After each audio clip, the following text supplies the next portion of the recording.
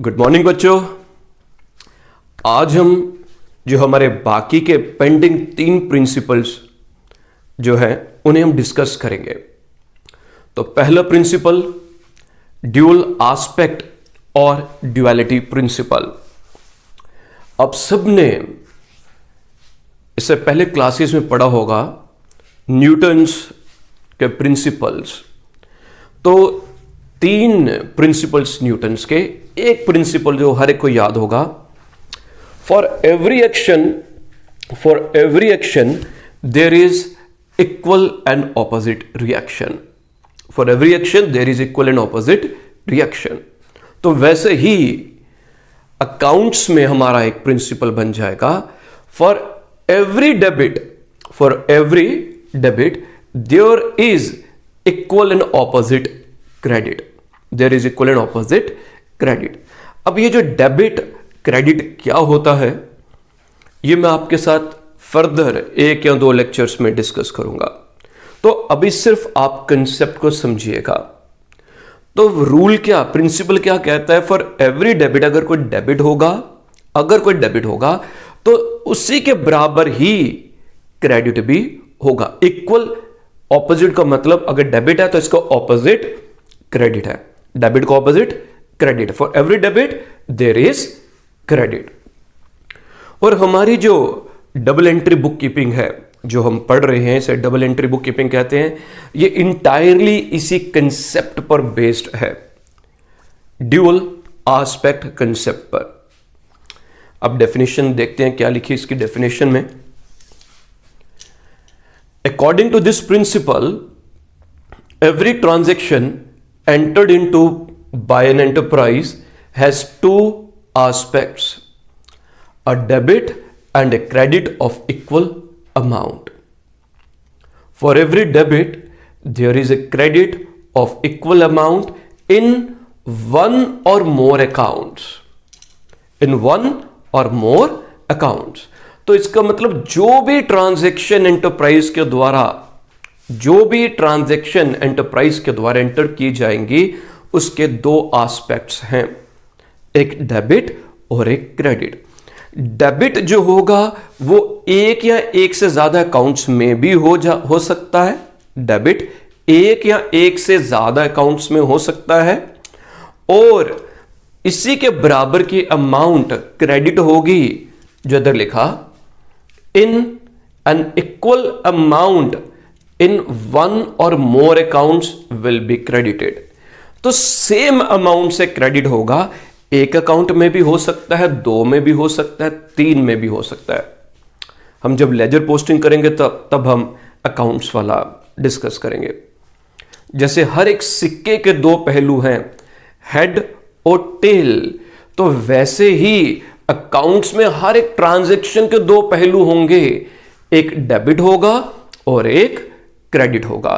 और ये जो ड्यूअल एस्पेक्ट प्रिंसिपल से रिलेटेड एक पूरा चैप्टर जब नेक्स्ट लेक्चर्स में पढ़ेंगे, अकाउंटिंग इक्वेशन, तो एक कंप्लीट चैप्टर जो है वो इसी के ऊपर डिपेंडेड है, इसी के एस्पेक्ट पर डिपेंड है।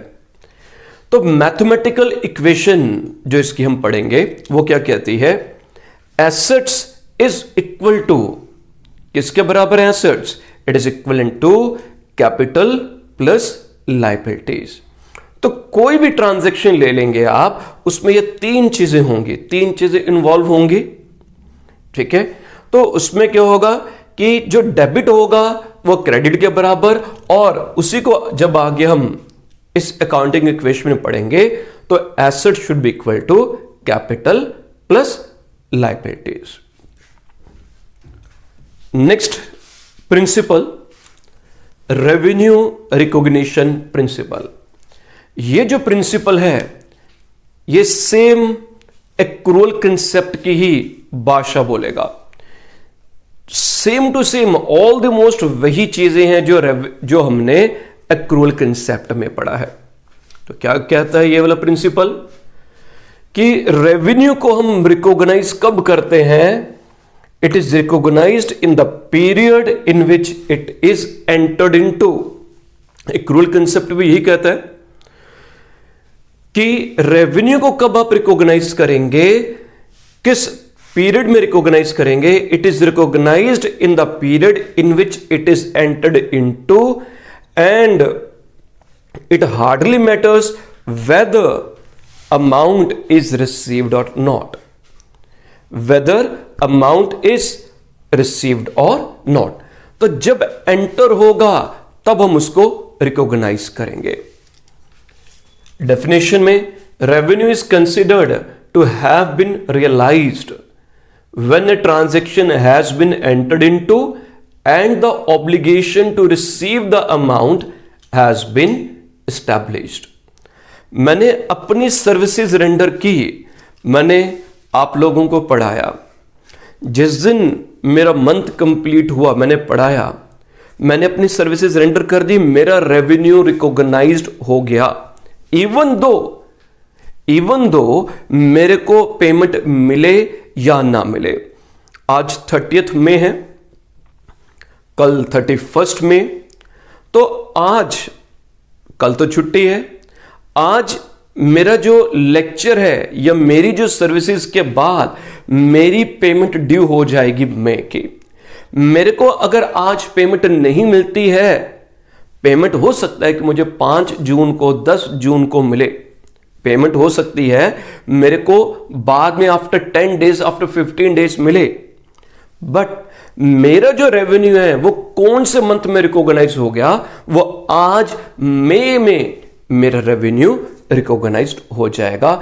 Even though money has not been received, या मनी मिला है या नहीं मिलेगा, तो रेवेन्यू हमारा जो रिकॉग्नाइज्ड हो जाएगा। वही कहा गया है and the obligation to receive the amount has been established। वो कब established होगा, जब अपनी सर्विसेज रेंडर कर दी जाएंगी।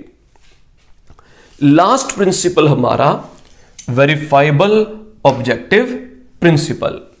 वेरीफाइबल मीन्स जो भी कोई ट्रांजैक्शन है उससे हम वेरीफाई कर सकें, जिसका कोई सबूत हो। हम जब भी कोई बात करते हैं कि इसका कोई साक्ष्य है, कोई सबूत है, तो अकाउंट्स में भी वही होगा। बिजनेसमैन या बिजनेस हाउसेज, एंटरप्राइज जब कुछ ट्रांजैक्शन एंटर करते हैं, मैं किसी शॉप पर गया, सामान खरीदा, मेरे को बिल लेना है। आप टीवी में देखेंगे कई बार बार बार बोला जाता है कि जब भी आप कुछ सामान खरीदते हो तो एक पक्का बिल पक्का लीजिए, आपको बिल पक्का लेना चाहिए। एक प्रूफ है, एक डॉक्यूमेंट्री एविडेंस है कि भाई मैंने गुड्स को खरीदा। जब बिजनेस हाउस कुछ खर्चे करेगा, कुछ बिजनेस को चलाने के लिए एक्सपेंडिचर किया जाता है, तो उनके भी वो डॉक्यूमेंट्स इकट्ठे करने होते हैं, बिल्स जिसे हम बोलते हैं, वो कलेक्ट करते हैं, उन्हें वो संभाल कर रखते हैं।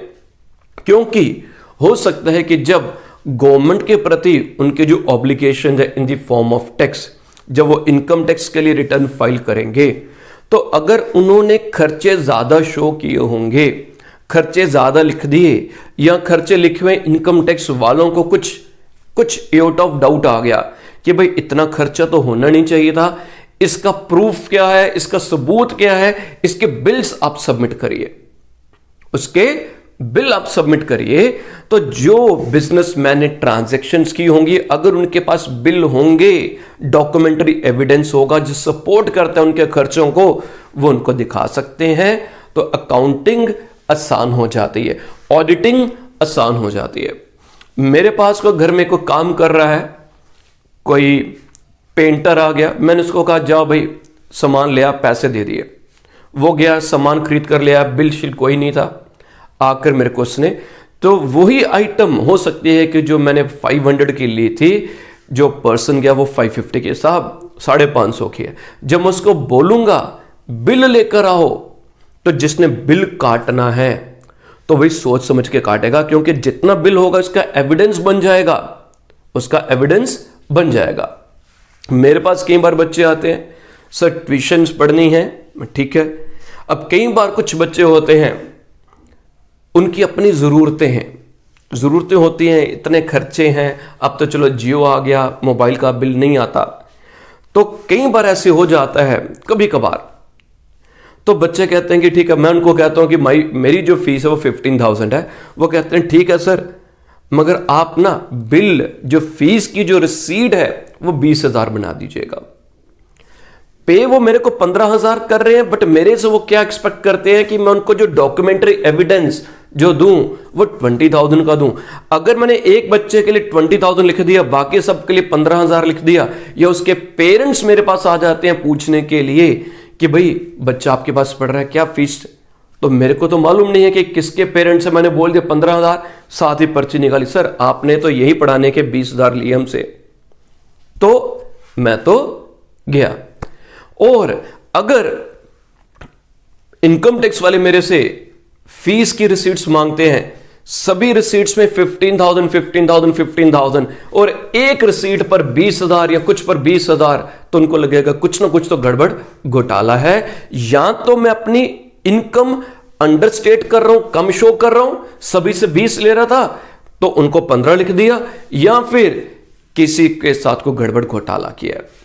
तो ये जो हमारी वेरीफाइबल ऑब्जेक्टिव प्रिंसिपल क्या कहता है कि जितने भी अकाउंटिंग ट्रांजैक्शंस हैं, it should be evidenced and supported by business documents. Business documents का प्रूफ, एविडेंस, सबूत होना चाहिए। और जो सपोर्टिंग डॉक्यूमेंट्स होंगे उन्हें हम इनवॉइसेस, उन्हें हम कैश मेमो नेक्स्ट चैप्टर में पढ़ेंगे, सेल बिल्स, जो हमने सेल्स काटी होंगी, जो बिल्स काटे होंगे, तो ये प्रूफ एविडेंस के रूप में हमेशा होने चाहिए, जिन्हें वेरीफाई किया जा सकता है, जिन्हें क्रॉस चेक किया जा सकता है। थैंक यू बच्चों।